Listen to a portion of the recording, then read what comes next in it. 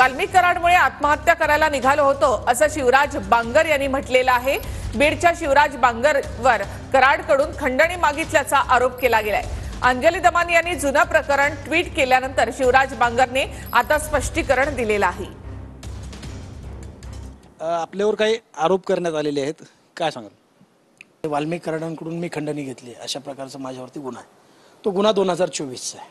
उगले नावाचा कुणीतरी व्यक्ती आहे, आदरणीय धनंजय मुंडे साहेबांच्या कार्यालयामध्ये तो काम करतो आणि त्यांनी तो गुन्हा माझ्यावरती दाखल केलेला। हा 24चा गुन्हा आहे, ज्याच्यामध्ये मला माननीय न्यायालयाने बेल दिलेली। मी आणि माझ्या कुटुंबावर मागच्या 5 वर्षामध्ये जवळपास 9-10 गुन्हे 10-11 गुन्हे या लोकांनी दाखल केलेले आहेत। मी त्याचं स्पष्टीकरण माध्यमांना सर्व पुराव्यानिशी देणार आहे।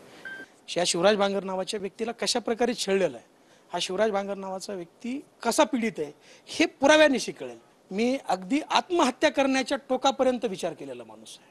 म्हणजे आत्महत्या करायचीच, आता बस झालं, आपल्यापर्यंत होतं तोपर्यंत मर्यादित होतं। लोकांना असं वाटू नये की शिवराज बांगर सुद्धा गुंड आहे, त्यांनी वाल्मिक कराडकडून खंडणी घेतली म्हणजे गोरगरिबाकडून सुद्धा त्यांनी घेतले असतील। माझी बाजू ही चुकीची समाजामध्ये जाऊ नये म्हणून मी तुमच्या समोर आलो।